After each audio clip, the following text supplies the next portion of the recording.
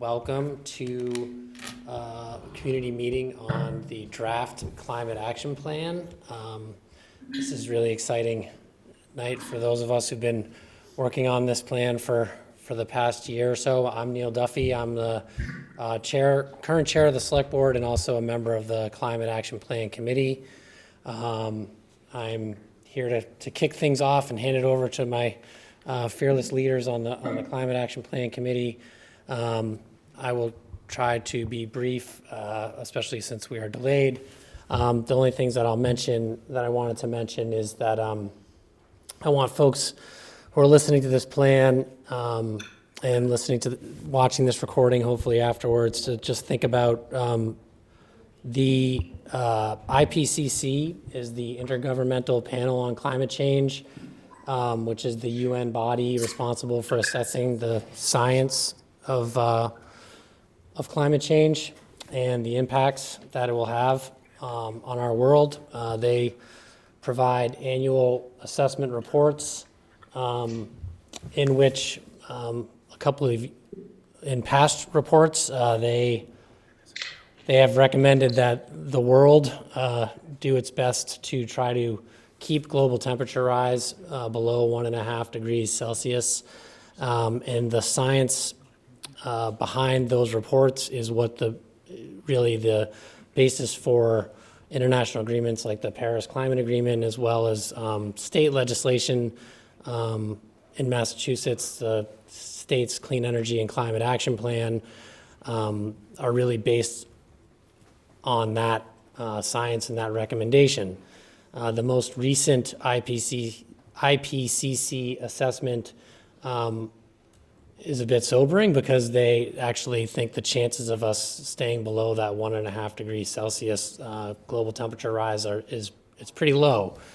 So just in terms of just coming out with the bad news first, we are in a very urgent situation as a town, as a country, as a planet, and so the time to act was many years ago, but we still need to act as quickly and as with purposeful urgency as we can.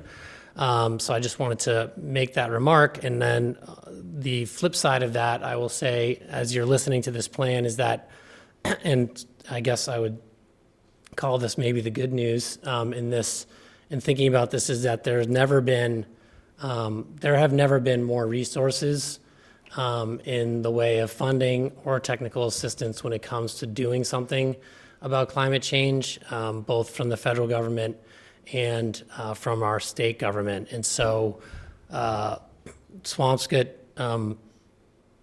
not only do we need to be taking responsibility as stewards of the planet and of the natural resources in our own town, but we actually need to, it would be irresponsible for us not to take advantage of these opportunities. And this climate action plan is certainly a part of that. A lot of the specific opportunities that are coming out of the federal government and state government, having a plan in place will be or is a requirement to take advantage of some of these opportunities. So I want people to keep that in mind as well, that practically speaking, it's really important for us to have something like this in place going forward. And with that, I think I'm handing it over to the chair of the Climate Action Plan Committee, Martha Schmidt. Thank you, Neil. So background, I guess we should project the slides if you can. Back in 2021, a Renewable Energy Committee completed a greenhouse gas inventory. Results were presented to the Select Board in October of 2021 with a recommendation that we form a coalition to work on a climate action plan. So,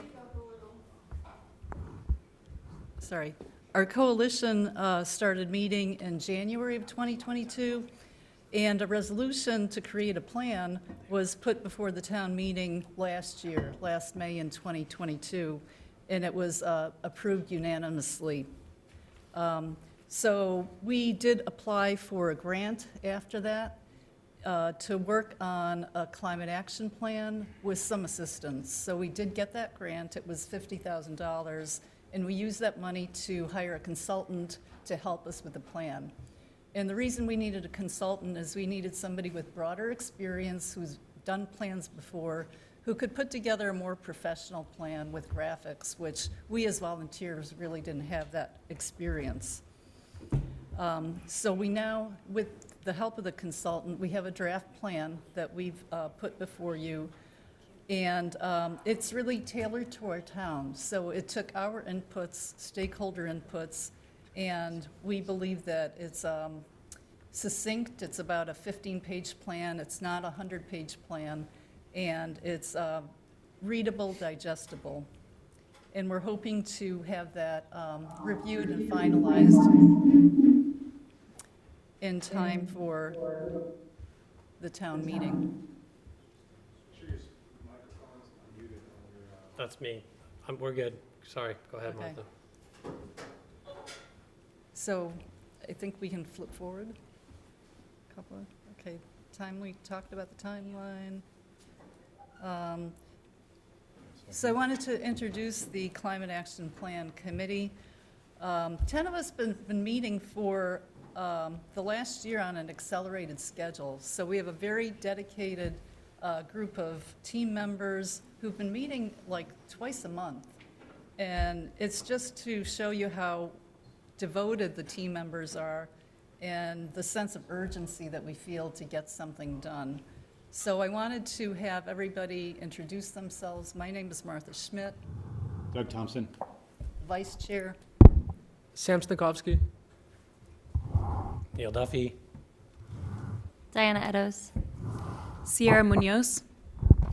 Lily Worthley.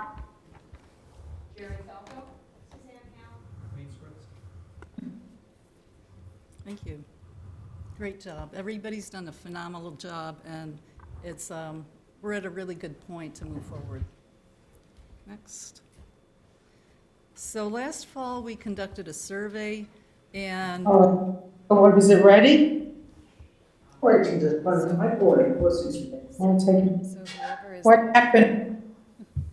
They don't know what they're doing. See if you can mute her. I muted her. there we go. Is it possible to show the slides on the big screen behind you, or should we move closer to that screen? I think you should move closer to that one. Yeah. okay. So we conducted a survey, and 85% of the respondents indicated they were either extremely concerned or somewhat concerned about climate change. So it shows that we do have some broad support for taking action. Next. So this slide shows how climate change impacts our town. So we've seen flooding events. We had a big nor'easter. Could you try to speak a little louder, please? Sure, sorry about that. So we did have flooding events. We had a nor'easter with, I know I live up from Fishy's Beach, and that dock was almost completely submerged during that storm. The streets were flooded. And besides flooding, storms, we've had downed trees, property damage. So I think you've all experienced this to some degree in our town. Go next. And this shows how Swampscott contributes to climate change. So the primary sources of emissions in our town are due to buildings and energy and transportation. So roughly 60% of our emissions is due to buildings, and roughly 35% due to transportation, and another couple of percent due to solid waste treatment. Solid waste. Next. So the main ways that we can use to address climate change are to reduce our greenhouse gas emissions, as well as adapt to the impacts of climate change. So our climate action plan is called Resilient Swampscott, and it provides a framework. It doesn't have like a lot of details, but it does have enough of a detail that we can act on to make our community stronger, healthier, and more resilient. while reducing our contribution to climate change. Next. So our plan is broken down into 5 key focus areas. The 5 areas are buildings and energy, solid waste, natural resources, resilience and vulnerability, and transportation. So for each focus area, we've identified goals, strategies, and actions that help us get us into a better place. For each focus area, this is what the plan looks like. So there's a vision statement for each focus area, that there's a set of what's included in each focus area. There's baseline data that we're using to make decisions about, what can make a difference in terms of reducing emissions.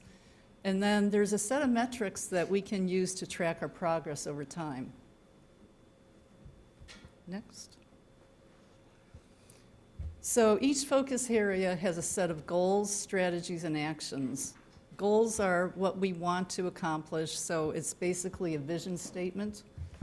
Strategies are how we will accomplish the goal, and actions are specific tactics.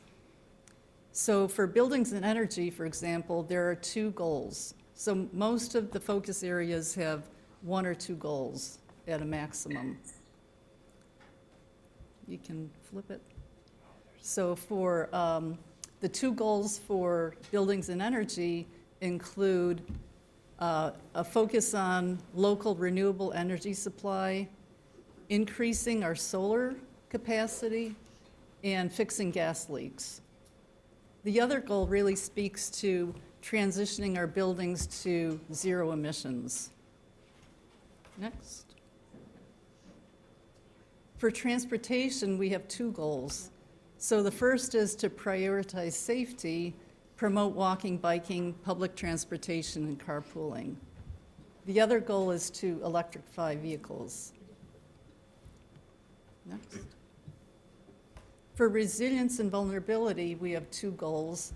And the first one is to address our infrastructure and improve it to make it more resilient to climate impacts. The other goal is to prepare our community, so to improve our responsiveness, our emergency response, and to educate the community as well. Next. For natural resources area, we have 2 goals, and the first one is to preserve our natural resources in our public green spaces. The other goal is to focus on sustainable landscapes and infrastructure. Next. For solid waste and recycling, we have 1 goal, and the theme is to reduce our waste, to reuse as much as possible, to divert via composting, and to recycle as much as possible. Okay, and I'm going to hand it over to Doug. So we're going to do a little tag team here because Martha actually needs to leave and go to the planning board that's also having a meeting now to talk about this as well. So I'm going to take over now and the rest of the team, and then Martha will be back. So the next section here, we want to talk about the outreach and engagement that we've had over the past year and leading up to tonight. Doug, can I ask one question about Martha's report before she leaves? Which is, where does the concern about our beaches, in which of your categories does the beaches? Yes, great, Anita, thank you. We're actually going to come back to all of these areas in more detail in the second section. We wanted to give you the overall architecture of all of this, and then we're going to dive into some more detail. So that might be a great place. You'll see the beaches there. Yeah, and a short answer is reflected in the resilience and vulnerability section. So many of you that are online and here in the room probably see a lot of familiar faces that are engaged here. And folks have been involved in a lot of different planning efforts over the last 10 years, 10 years. This includes the Swampscott Master Plan, the Open Space and Rec Plan, the Harbor and Waterfront Plan, and the Coastal Climate Change Study that was done. So we've taken all of this information into consideration as we've moved forward with this plan. So we're going to do a little tag team here because Martha actually needs to leave and go to the planning board that's also having a meeting now to talk about this as well. So I'm going to take over now and the rest of the team, and then Martha will be back.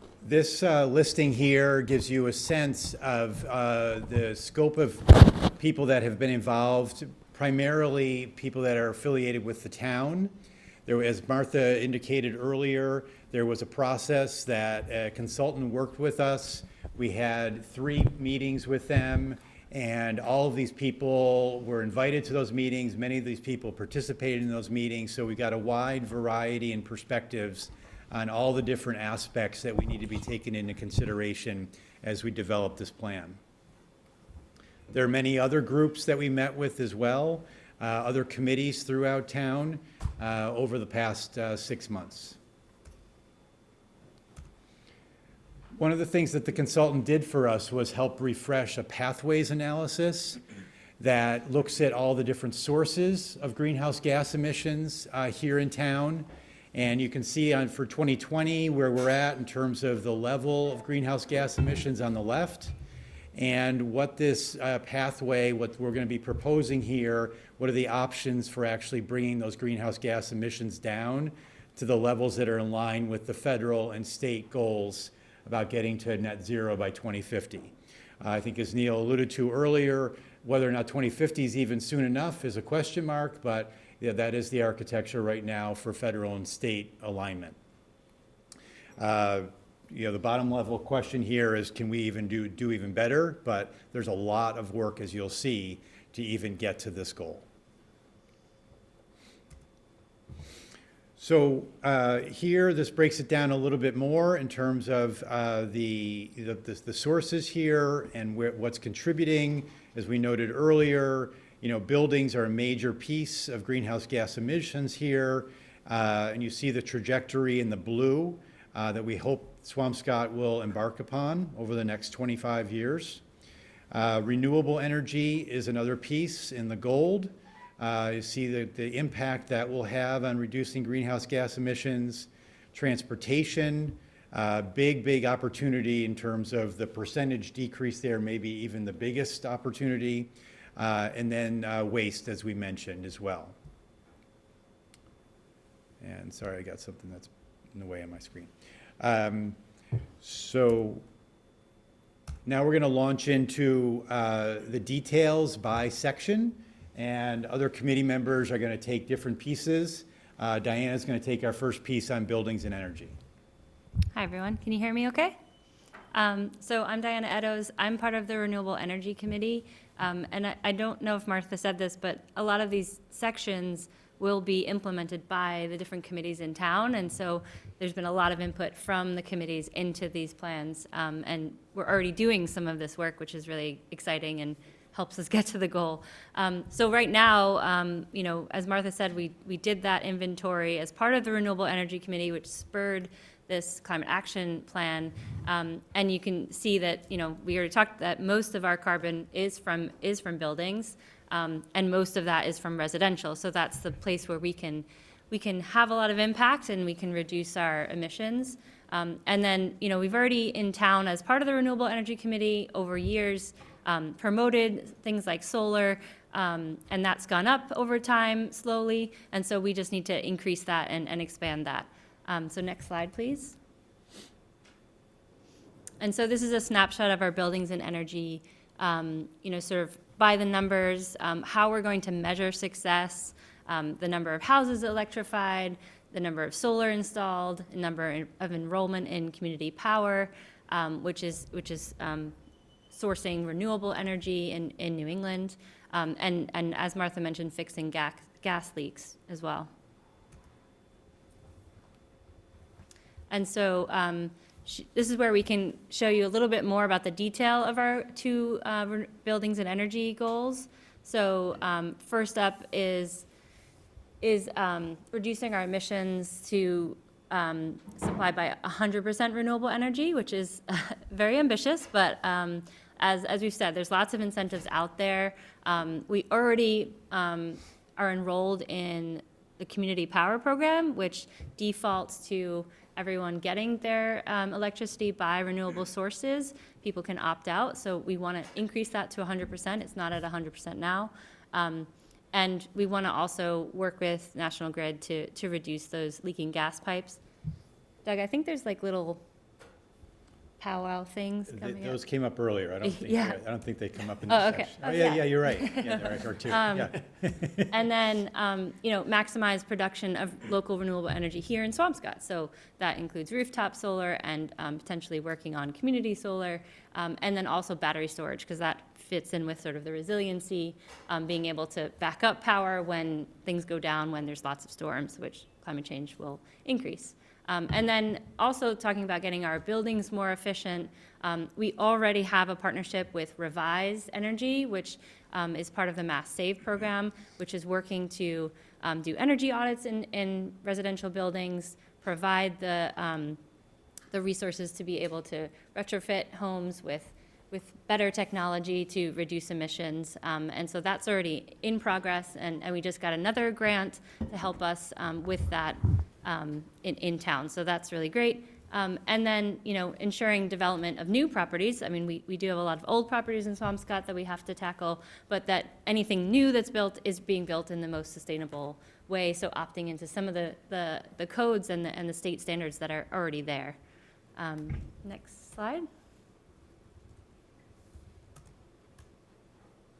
Still wants you to talk about HVAC. Oh, I didn't talk about HVAC upgrades, yeah. That's part of the Revise partnership, and that's what, we're already tracking how many homes have done that and have upgraded to become electrified. Doesn't want to move on. The consultant has also helped us develop a pathway for solar. So we have sort of targets measured by in 10 years to get there, so we can keep track of this. And it's not just rooftop, but other areas where we can invest in solar.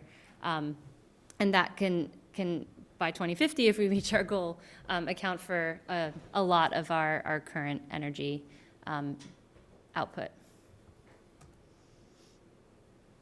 And similar for electrification, as I mentioned, we're already measuring this and wanting to increase the number of households that are electrified, and getting to those goals every year. We'll take partnerships, we'll take work, and we also want to emphasize buildings and not just homeowners, but renters, low-income community members, and try and make sure that we're not just building programs that are for the wealthiest in the community, but for everyone, and making it accessible. And there are a lot of incentive programs out there already through the state to prioritize that, and that's one of our grants that'll do that as well.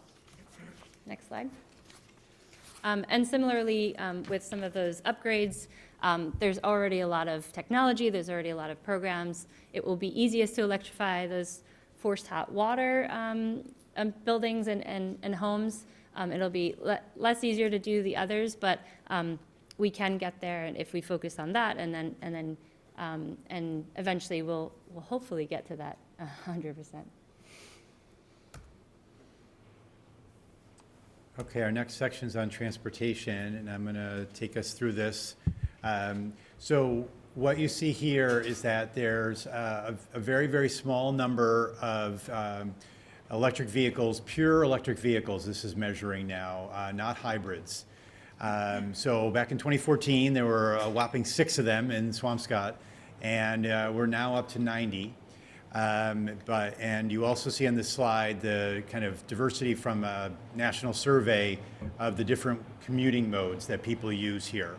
And the vast majority of people are still using cars or trucks, and less than 20% transit, and smaller percentages for other modes of transportation. And that's a major piece of our effort here, is to shift the modes of transportation that people use.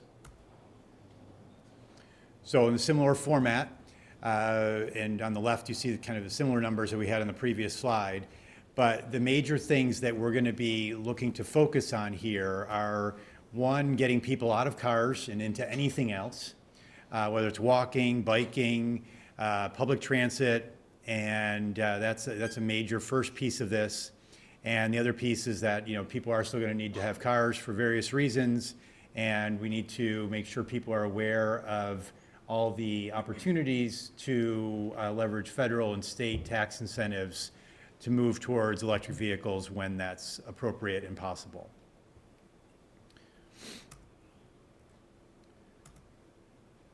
So first off here, very intentionally, we mention bike paths as a reasonable alternative. I got some support here in the audience for that, way of getting around.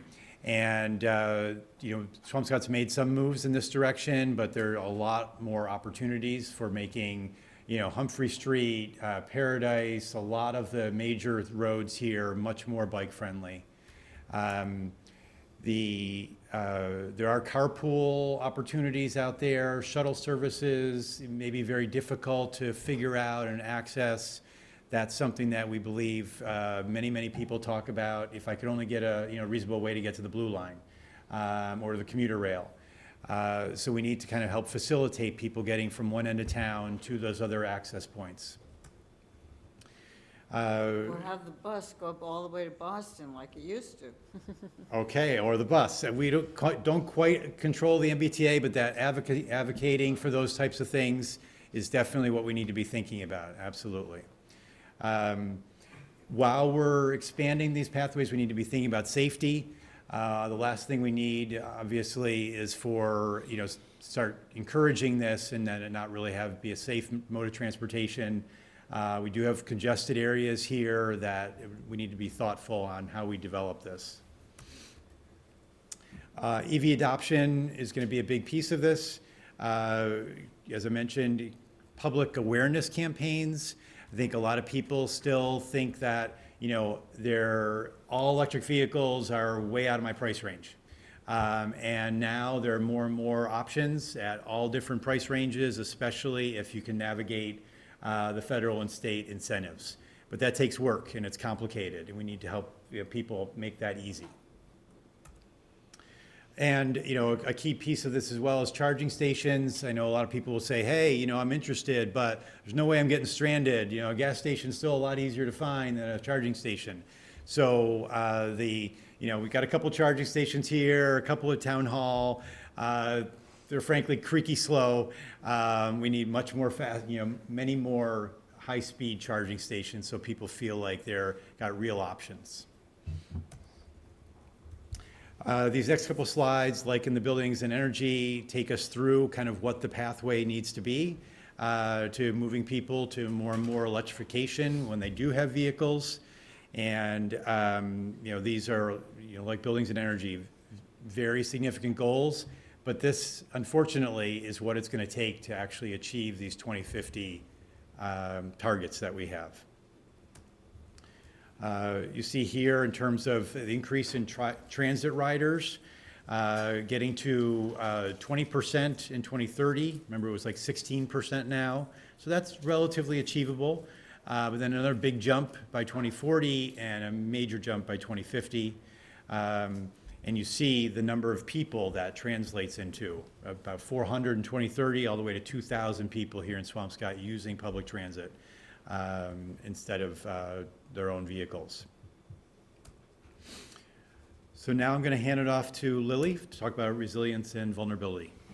Yes, so resilience and vulnerability. So a lot of what we're talking about is what are we going to do to reduce carbon, reduce our impact of contributing to climate change. So this is about what are we going to do to protect our people and our infrastructure within Swampscott from the threats of climate change. So just some quick numbers for you. We're expected to have 21 days above 90 degrees by 2050. So think of a whole month of just hot. And then 52 days by 2090. And then to the right, there are some images from the recent Christmas Eve storm where whole parts of town were flooded, extensive damage done along the waterfront. We're all familiar with what this feels like, what this experience is, and it's only going to be more frequent and more extreme as climate change unfolds. Next slide. So again, some numbers for you. Over a quarter of Swampscott housing is faces moderate risk of flood. So that's 1,071. 7 out of our 15 social facilities, so schools and government buildings, libraries, are also facing major flood risk. And then by over the next 30 years, 128.6% increase in the number of days over 90 degrees projected. So that's more than double. So the metrics that we're looking at are number of properties facing flood risk, social facilities facing flood risk, and then heat-related emergency room visits. That's how we're going to be tracking our progress on these. And so what it really comes down to with these two goals, one is to design and maintain infrastructure that is resilient to climate impacts, and then improving community preparedness for climate impacts, making sure that when storms come, when events happen, folks are able to get to safety, know how to get to safety, and folks know where the most vulnerable members of our community might need an extra assistant, extra helping hand to make sure that they are safe. Next slide, please. So here are the goals and strategies for our resilience and vulnerability. So again, it's broken into two goals. So infrastructure and services are resilient to climate impacts. That's protecting municipal assets. You know, what infrastructure and buildings is located in the basement where it's very prone to flooding? Could that be moved to other areas in the building? Water, sewer infrastructure, electrical infrastructure, making sure that the various ways that we keep town running are able to be kept running throughout these changing dynamics of climate change.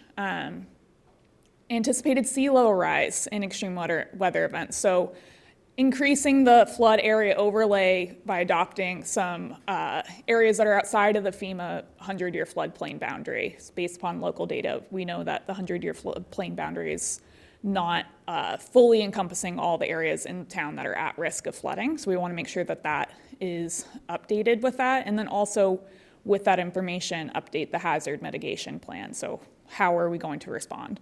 And then the community members have resources, information to better prepare for climate change and its accompanying health impacts. This is taking care of our people, taking care of the folks who are in Swampscott who need additional assistance, making sure that they're being safe, making sure that emergency responders and all of those folks know which areas might need more attention than others, and making sure everyone's prepared and has information ready to go, both from the response side on emergency departments, but also on the resident side, so folks feel prepared and they know what's coming, so they can be safe. And I will pass it over to Sierra to talk about natural resources. Thank you. Great. So I'm Sierra Munoz. I am on both the Swampscott Conservancy and on the Open Space and Recreation Plan Town Committee, and have been building all of these areas, but I'm going to speak specifically to the natural resource area. So just a few metrics on the slide in front of you to create kind of a baseline for our efforts on this front. 78% of residents are within a 10-minute walk to a park, which is wonderful. We have lost 69 acres of tree canopy in the decade 2010 to 2020. I think there was some updated information on this recently as well.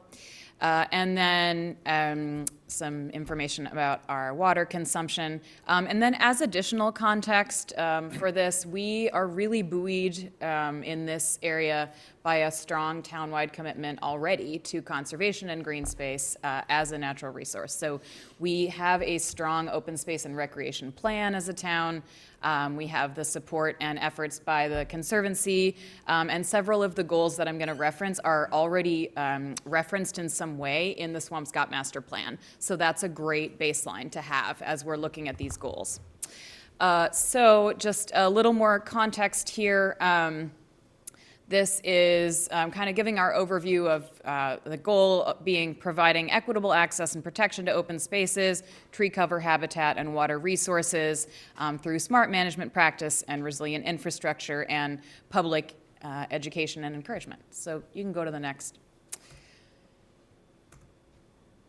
So just to speak through the two goals here in the natural resources area, and then I'll quickly highlight some of the sub-areas. For this first one, Goal 1, Swampscott's natural resources work to enhance community resilience. So this first one, this public green space goal is both critical for mitigation of the impacts of climate change locally, and it's also supported, this one, by our existing initiatives. The Swampscott Master Plan references this green space network that this is referring to already. So you can hit next. Right. Yep, that's fine, that's all right. And then another big piece of this goal is the really thoughtful consideration and advanced planning to support open and conservation space. Next. And then it's really important that these green space conversations consider neighborhoods in all 6 of the precincts of Swampscott, and for all residents to prioritize equity in this and all of the goal areas. So the second major goal here is infrastructure and landscapes support a healthy and diverse local ecosystem. And so this can be, next. Oh, I skipped trees. Didn't mean to skip trees. But this is, going back up there really quickly, but an important piece of goal 1 is the thoughtful and rapid replacement of trees that are removed or lost. So skipping back down to goal 2, so this can be the infrastructure and landscape supporting a healthy and diverse ecosystem. This can be from a couple of different lenses, and we've kind of outlined them here. This can be on municipal level, securing funding to install green infrastructure on public properties, considering zoning code updates to require, zero net loss of green space, but then it also can be on the community engagement and education side by launching education campaigns to promote regenerative landscape practices among residents and businesses and town-wide. So I'm going to turn it back over to Sam. So I'm Sam Snikovsky. I'm a student at Swampscott High School. I'm our student vice president, and I'm also a president of our environmental club. And so I'm going to talk a little bit about solid waste and recycling. So up on the screen, we have 3 statistics. The first one talks about the amount of residential waste that's diverted from households by recycling, which is just 28%, which is a lot lower than a lot of people might guess about Swampscott. Also, 19% of our households aren't even served by municipal recycling, which is another really big area for us to focus on to be able to make all those programs equitable and accessible. And lastly, just as more of a general overview, we have over 4,500 tons of residential waste that we're generating. So just to talk a bit more generally on the statistics we're working with in Swampscott, only 28% of our waste is actually diverted, and the other 72% it goes to trash, which isn't even landfills. It'll often get incinerated, which can be even worse. So on the right, you can see our metrics for solid waste reduction, and you can see all of our baselines, which is 20% by 2018. So obviously we already passed 2018, and even now we have a lot of really big metrics ahead of us, like reducing it by 30% within just 7 years, and other things. And then on household generation, as you see, our baseline is 0.7 tons, and we want to be able to reduce that to 0.45, which is almost in half, by 2050. Next. And then moving on to our goals. So first we're going to talk about our reuse program, which is going to talk about the way that we can use local town areas to encourage recycling or exchanging, so basically reusing, be it through programs in the library or various events for seniors and other low-income residents within Swampscott. Second, to talk about our zero waste target for town offices, buildings, and schools, which we're going to get more to on 1.2 as we talk about mandating a program there, which relates to composting. So we would also like to mandate composting in all municipal buildings in Swampscott, and also launch a town-wide outreach program to make sure that both residences and businesses can also participate in the composting program. And lastly, we're going to make sure that our commercial buildings are also focusing on waste diversion. Oftentimes, especially with restaurants, there can be, and grocery stores, there can be a lot of food waste produced from that, and it's really important for us to focus on it. And I'd also just like to note, I know we talked about how realistic it is maybe to reach some of our benchmarks and goals as we approach 2050. Solid waste is definitely one of the easier ones to accomplish. Terrific. So we've reached the end of our kind of prepared presentation. And some of you were able to get a couple questions in as we went along, but this is a time where we encourage those of you at home and here in the audience to ask away, and we'll do our best to be responsive. We want to get your input and feedback. One thing just to add is if you're in the audience and you have a question, just try to make sure you have a microphone. I can bring one over. I think there are some in front of different people. There's one over there. There's one back over there. But just so people on Zoom and on the recording can hear what your question is. Thank you for all the work that you're doing. I really appreciate it. I'm a member of town meeting, and we are going to get to vote on this, and so I want to know if we are going to get a copy of this report before town meeting so that we can study it. Fantastic segue, Anita. Thank you so much. Actually, takes me to this next slide. So the process here was that there was an article passed last year at town meeting indicating support for developing this plan. We've been developing this plan, and then we hope to bring back this plan to town meeting next month, and for it to be voted on and supported at that point in time. Now, you can tell there's a lot in here. Not every single thing probably is 100% comprehensive. Things will, change around, but the general thrust of addressing climate change in a comprehensive way, the way we've laid it out here, is what we've been looking for town meeting to be supportive of. And I'd also add that the draft plan is online right now. If you go to the Swampscott Climate Action Planning Committee website, on the government website or the town website, the draft plan is available, and then the 13th is when we're going to have, or on the 19th, excuse me, is when we're going to have the finalized plan available. We can review everything that we've gone over today on the draft slides. And that will go out to all town meeting members in Okay. advance of town meeting. And the warrant, Thank you. that's the plan. The warrant, the last day for the warrant to be finalized is the 24th. And so the plan right now is to have this finalized before that date, so it can be included in the warrant. Excellent. We'll try to make sure if that doesn't happen, that's happened before, as you know, as a town meeting member, then we'll make sure we can send communications out to town meeting members so they can find the plan elsewhere. Thank you. The other thing in here is you've probably been able to see already as we've been talking is that we're going to be continuing to engage with a lot of the committees around town. This forum was meant to make sure that there was a very open way that people could communicate and find out what's going on and provide further input. But we'll be continuing to do that with committees that are devoted to these issues over the next couple weeks as well. So I have a question. This is Alan Van Arsdale. The question is, how confident are you with regards to the information that you have, that you're going to be presenting, that will be anointed by the town? Did you say how confident are we that it will be adopted by the town? Confident in the information. No, how confident are you that you have all the information that you need and the actions that you're presenting that will be appropriate for the town to vote on it? I mean, I can give one answer to that, Ellen, and others can chime in as well, which is that, I mean, this is a rapidly developing field, right? Both the science is rapidly developing in terms of whether or not it should be 2050 or 2040, even in that macro sense, things are, all the different technologies are developing rapidly. I believe that we've covered kind of the general framework and areas that are going to be critical to actually getting to a 2050 net zero goal. And we've laid out some very reasonable goals, strategies, and actions to get there. But it's very, very possible, I think we would all agree, that even by next year, there may be some strategy or action that needs to change based on evolving circumstances.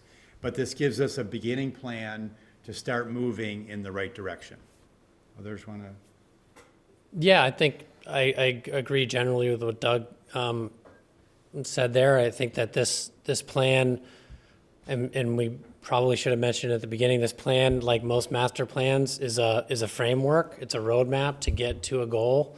When your goal ends in 2050, it's obviously not going to be all-inclusive or hitting every detail, but it's meant to hit the large topic areas. And this goes to, there's another question online in the chat about, is this work being discussed in other neighboring towns? So I would say that there are a lot of neighboring towns and other cities and towns in the state who have similar plans with similar goals. So these goals and actions align with plans that have been developed by, to name some, there's Salem and Beverly have a regional plan that they put together. The same consultants that worked with us worked with them. New Bedford, I think, was one that the same consultants worked with them. Somerville, Cambridge, Winchester, Natick, Arlington, Newton, Brookline.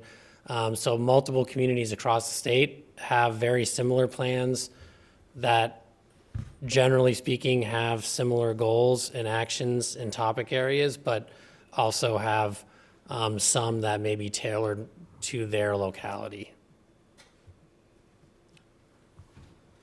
And I would just ask people on Zoom if you could either raise your hand or ask the question in the chat, just so we can coordinate with the folks in the room.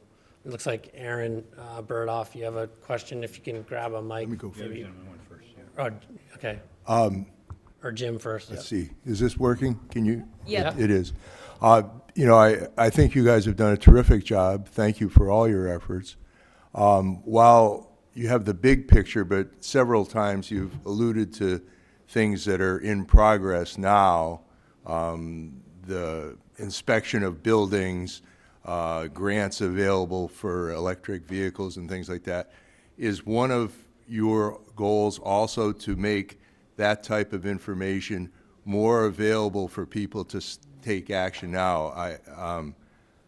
My experience is that it's very difficult as just a general person to really hone in on where all this information is, where these programs are located, how to reach them. And I think that would be a terrific service that the committee could provide in the interim to just move that along. My home, I know, has got serious problems with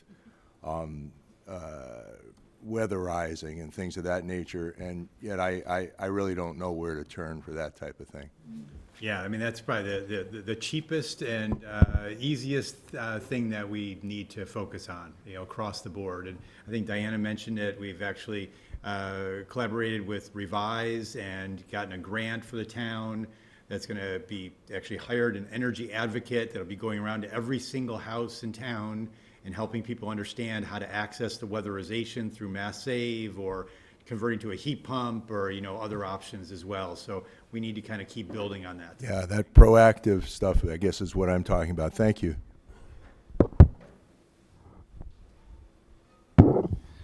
Aaron Burdoff, Juniper Road.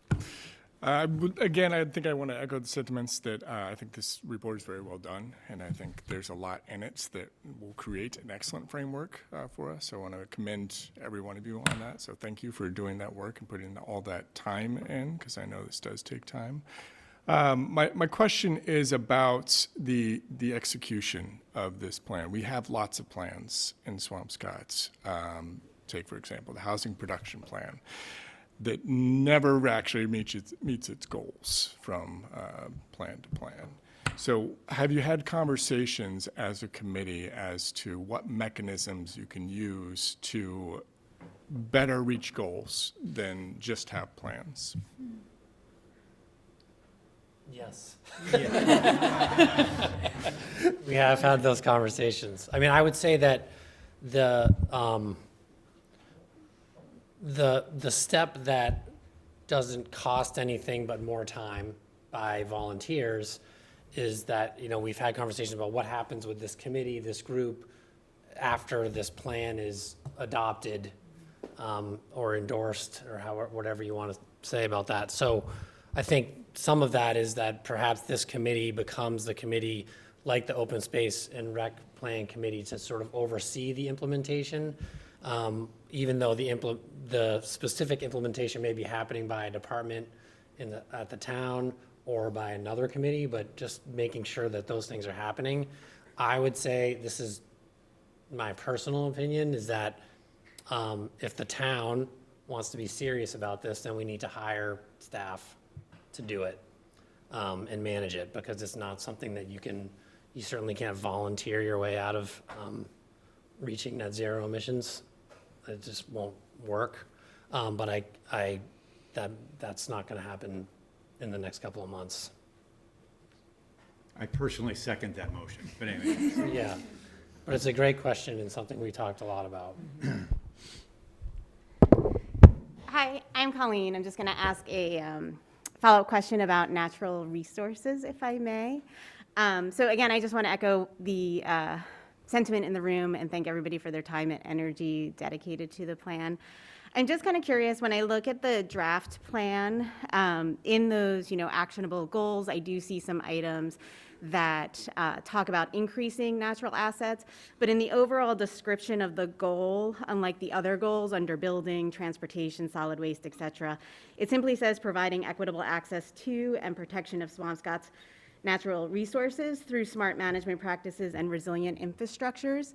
I think it would be great if the goal could actually reflect those standards and actually increase those natural assets and resources.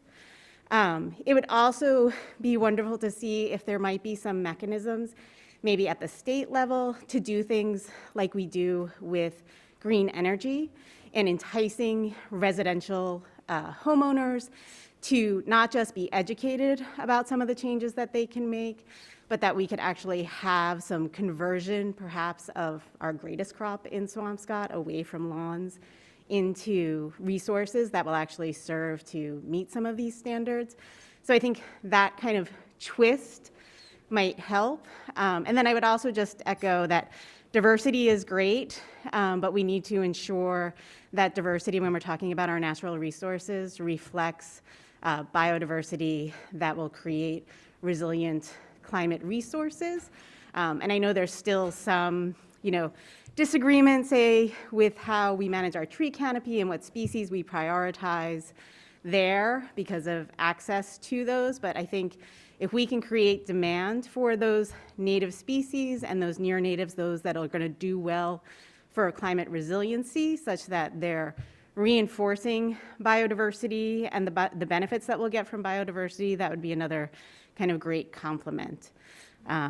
So there was a sort of question in there, but more of a comment, like, I hope the goal can actually reflect some of the things that you're putting forth in those actionable items. Because the way the goal is written right now, it seems to reflect more of like, let's just keep what we have versus, no, let's get aggressive about this and actually make a change to increase things. And then I do have a second question. When we calculated, or when the consultant, I don't know who calculated the carbon kind of signature or footprint of the town, was any accounting done to consider how we manage our money and who we bank with in terms of calculating our carbon footprint? Excellent point. No. I don't believe so. That might be another way that we might actually have a significant impact.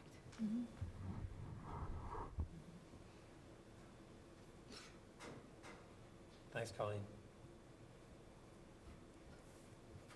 It was very, very thoughtful comments. Thank you. Yeah.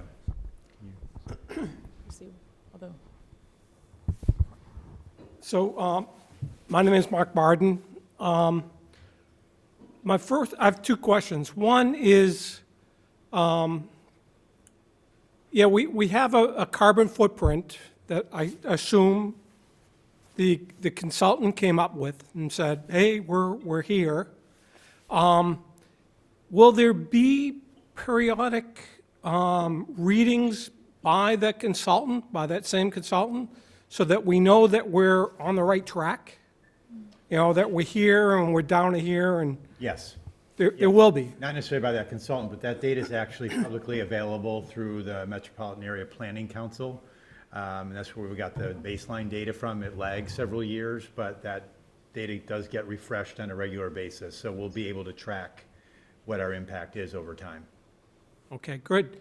Yeah. And Can I guess, add to that ahead, quickly? Neil. Just so Martha, who's, I wish she was here, but she actually played a huge role in creating that emissions baseline using, as Doug mentioned, MAPC's tools, and the consultant actually just worked with the baseline that she created and helped to, make sure it was ensure its accuracy.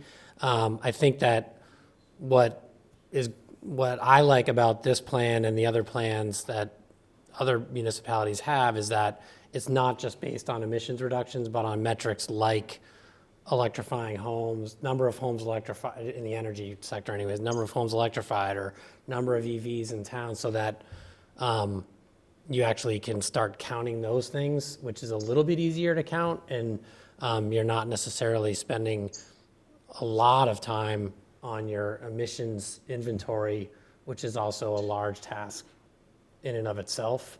And as Doug mentioned, I mean, it's a challenge because it is a lag. Like we're basing this off of 2017 when Martha developed this baseline, and that's because that was the most recent year that we could get sort of relatively reliable data for. So we couldn't just tell you right now, like, what was our greenhouse gas emissions last year as a town, in other words. Right. So it's good to have those metrics also. Sorry, and you had another question. I did, and, so the town is building a significant building.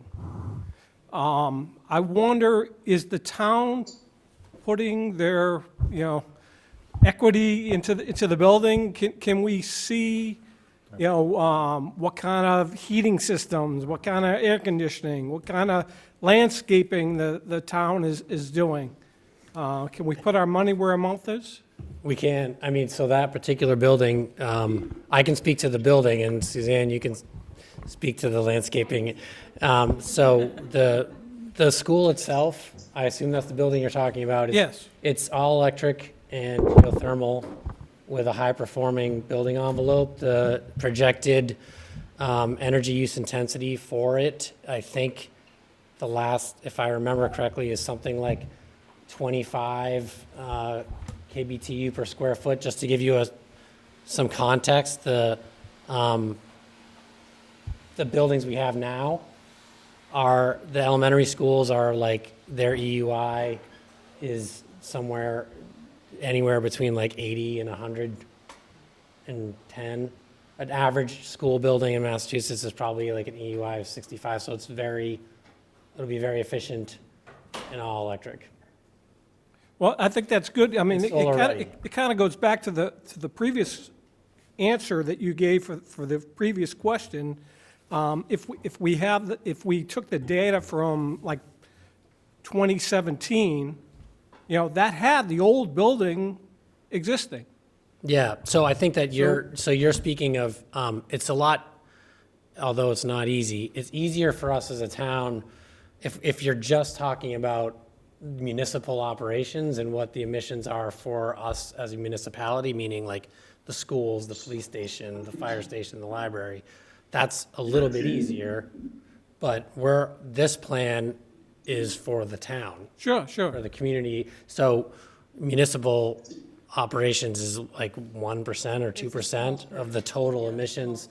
So it's tiny compared to what we as residents or businesses are. Even tiny, I think it's good to show that the Absolutely. town is putting their money where their mouth is, Yep. and they're doing things. I don't know if you want to speak to the landscape. Agreed. I'm a fan of leading by example. And as part of this committee and the Swampscott Conservancy, I worked with the landscape architects for about a year working on the landscaping plan for the new school. It's a very, very programmed site in that we're fitting a lot into a very small space. But in working with members of the tree committee to identify very specifically what trees to save, what trees could go if they needed to go, and then landscaping with only native to Massachusetts plantings, making sure that there was space to teach elementary students about our native ecosystems and pollinators and how they interact with the plants that we are planting there. It was very, very, very deliberate purposeful experience. There was a lot of back and forth, but we really landed on a space that I think puts so much of what's in this plan as an example for our school children and kind of what we want Swampscott to hopefully become. Great. And to that point, and to Aaron's question about, you know, enforcement or sustainability of these goals after we put this out, several of us here and folks from the Renewable Energy Committee have been part of sustainability subcommittee discussions around the school building.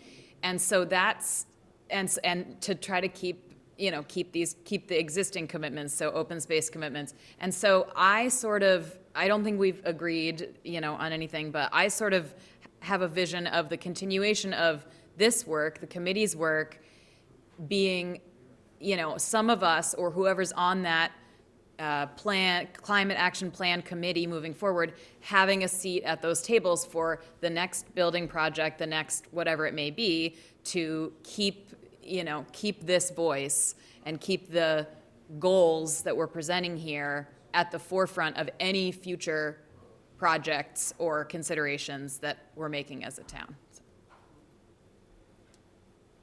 Good question. There were a couple questions in the chat. Let's see. And did we have any other? Oh, Anita, yeah. Go ahead. We'll go to Anita and then see if there's anything else in the chat. I'll look it up.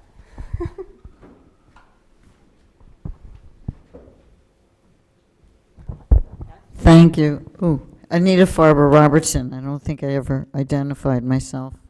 Oops. So I'm back to the transportation issue. And the transportation is clearly a big part of it. And it seems to me that unless we work out something that has to do with transportation that gets us outside of Swampscott. And first, I will beg your forbearance. I will tell you a story. When I moved to Swampscott 32 years ago, and someone said to me, "How do you like it here?" And I said, "It's lovely here. The only trouble is you can't get anywhere from here." And they actually looked at me and said, "Where would you want to go?" But I grew up in New York, so I like to go places. So to me,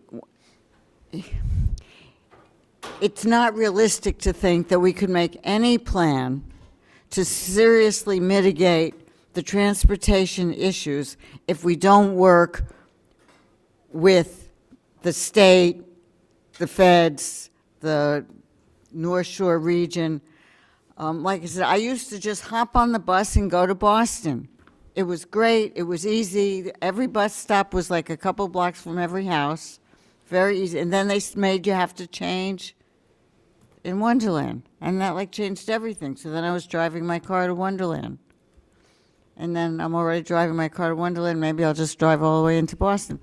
It really, it changed how I related to Boston. But the commuter rail is too expensive. All these things about making the free transportation or high. We're just this little tiny town, but we're connected to all these other things. So how does this plan relate realistically to what we really have to push for political will all around? So I'm just wondering how you put that into the plan so that the plan isn't just pretend. Yeah, it's an excellent point, and other people obviously can chime in because we certainly had this discussion. I think maybe even in earlier drafts there was a piece about that kind of advocacy component. We've landed for the moment, we're still taking input on the fact that we don't control the commuter rail or the bus, MBTA, et cetera. That's certainly working with our, state and federal representatives. That would be something that would be important. But we kind of focused on the things that were much more within our control. There is a commuter rail, there is a blue line. Is there a way to get a shuttle there? Are there ways to increase the bike paths so people can get to commuter rail? Maybe the town needs to think about, are there ways to make the commuter rail more affordable for people on an income-based basis, for example? Those are things that are definitely much more within our own control. And so that's where we landed for the moment in terms of focus. Lily? I would just add, totally hear what you're saying, yes. But also most car trips are taken like within, I don't forget the statistic, but it's like within like 5 miles of the home. Most trips you're taking in your car are bikeable if there were safe and easily accessible infrastructure to bike somewhere. I don't right now want to bike down Paradise Road to anywhere. That's terrifying, but I do because I'm stubborn. But that's where we can really focus on, and this plan is reducing that number of small trips. If we could get folks biking to the grocery store, if we can get folks biking to town hall, walking to town hall, having a free shuttle to town hall. Walking to school. Walking to school, exactly. Walking, We don't need walking. walking, biking. That is where my head is at in terms of transportation for this plan, but I bike in the winter. We can have our differences. But yeah, I just wanted to make that point, that the personal trips are really quite small and take up a large number of the emissions by personal vehicles. So that's where we want to target, because we have control there, as Doug was saying. Yeah, and not everyone's going to be able to walk or bike even a block, let alone Yeah. a mile. So this is where kind of the shuttle, is there a shuttle literally that kind of goes around town and really makes it accessible for 50%, 80% of people to kind of do what they need to do within town with a shuttle, for example, that's a block or two from where they live. I'm not saying that's literally the solution, but there's the creative ways that we can control a lot of the actual short car trips. Thank you. And I can also say more on the side of schools and especially with students. I remember in middle school, if you wanted in the summer to go biking on the beach, like people's parents would drive them to the beach and then they would go biking there because parents would typically not want their children to bike from their home. I mean, Olmsted, you really wouldn't bike, but even if you go through Paradise and down another street, it's still not really safe. And then even to school, at the high school, I mean, there's a lot of people that choose to drive. I know people that live maybe half a mile away from the high school and they still drive to school every day. So I think there's also a lot of effort we can put in that doesn't have to do with the state or the federal government, where just at a town level, we can really be reducing unnecessary car trips. Saw a hand go up over there. I'll try and just project so that the mic doesn't have to come back down. Hopefully this will work for those at home. So also in addition to kind of encouraging behavior changes in terms of biking places, have there been conversations about de-incentivizing things? Like, for example, the high school raffles off parking tickets, like as part of a PTA fundraiser. And kind of creating those types of culture changes. And then along with trash as well, it's great to kind of improve our recycling efforts, but also I saw, some tribute in the draft to encouraging less consumer behaviors, but we all know how well the new trash cans went over as one, but I like that as a mechanism to decrease consumption. Are we considering other things like perhaps downsizing our trash cans again, and those kinds of changes to encourage less consumption and greater compliance or interest? So I think, both transportation and trash have those opportunities, as does landscaping, de-incentivizing lawns and perhaps giving credits to homeowners who are willing to de-lawn and increase tree cover and those types of things as well. Free rain barrels. Yeah, I think I would. I would just say, without getting into any of the specific examples that you mentioned, I would say that I think there's broad agreement and general agreement that that the incentivizing is nice, but we are past the point of that being our only. I agree. tool. That's what I'm saying. Like, I'm seeing a lot of let's encourage people to walk and let's encourage people to bike, but I don't see as much let's figure out how to encourage people not to drive. I don't think those are saying the same things. Yep. Yeah, go ahead.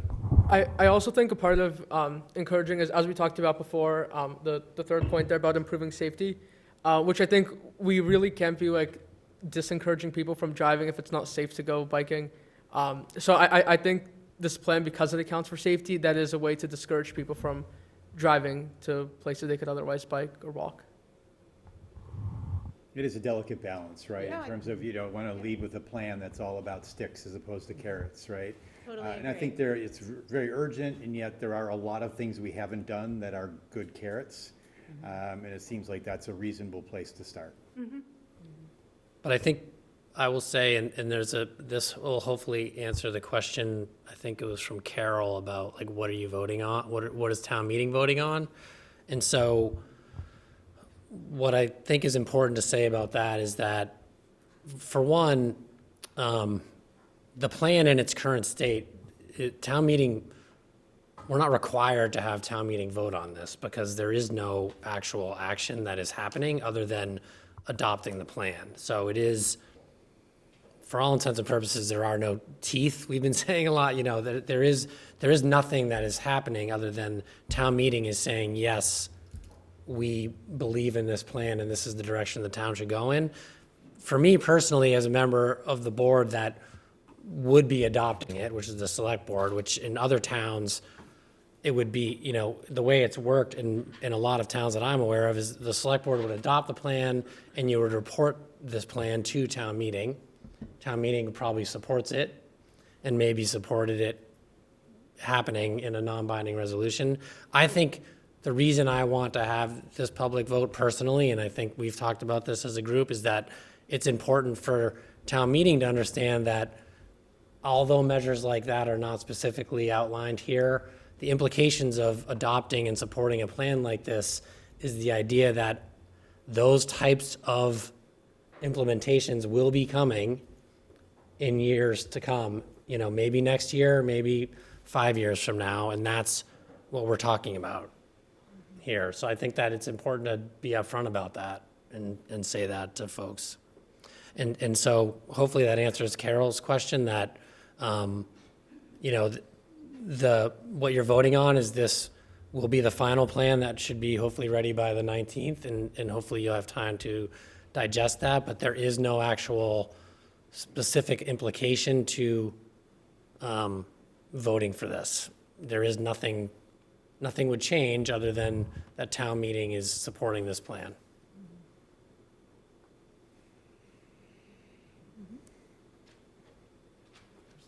Is there anything else online?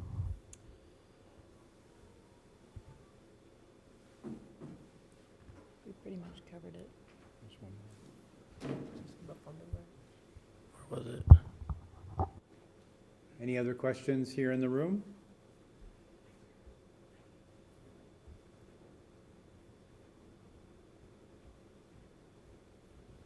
Are we good online, or? Oh, good. I think so. Yeah, I think so. You want to close it? So,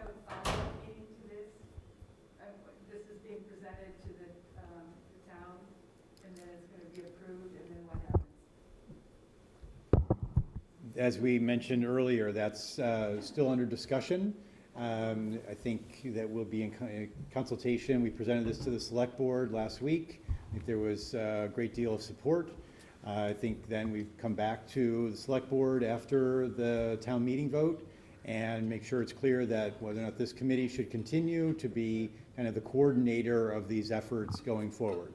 That's probably the most likely, concrete next step. And then this committee would be working with all the other committees, as Neil said earlier, and Sierra said, to kind of coordinate efforts with, open space and rec, with renewable energy, with all sorts of other committees in town and stakeholders in town to start moving this plan forward.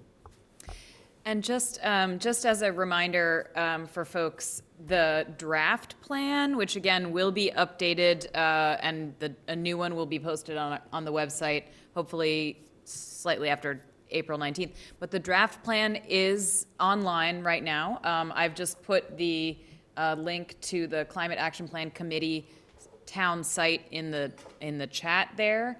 And then folks, you can also just Google Swampscott.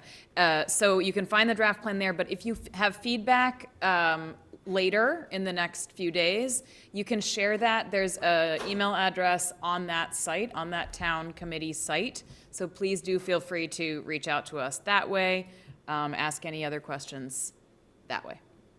And a couple of words about next steps. I know I was just at the planning board meeting, and they said, well, what can we do? You know, what are some of the actions that we should consider taking? And I think as we look at the plan, like some of the actions will be at the town level, some will be at the committee level. So we'll be identifying who is the primary owner of this action, you know, who is a supporter of the action to kind of move it along. And then, you know, how are we going to track it over time? So I think we, you know, kind of move into the next phase of implementation.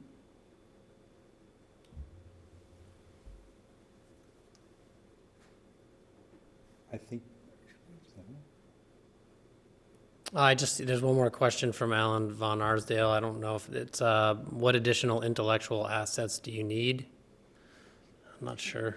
I think, you know, feedback. Feedback, So yeah. the feedback email is on our town committee website. And then also, you know, this is going to be a living effort. It's, you know, I'm on the Open Space and Recreation Plan Town Committee, and that was adopted years ago, but we meet every month. We review a certain number of the goals in that. We see what other town committees we can work with. We see what advocacy we could work with community groups. So what we need really is continued advocacy and engagement from all of Swampscott on these initiatives, because as we've discussed, this is just the framework, and we're going to be implementing pieces of these goals for years, right? And when it comes to the next time we do need a municipal level stick or carrot, right? We need people to help socialize that and hearken back to this plan and what we presented here as to why do we need to do this. So yeah, I guess that's general, but it's my plea. Great. right. Yeah. Great. I think that's it. Thank you, everyone. Thank you all. Thank everybody online. We're closing up shop.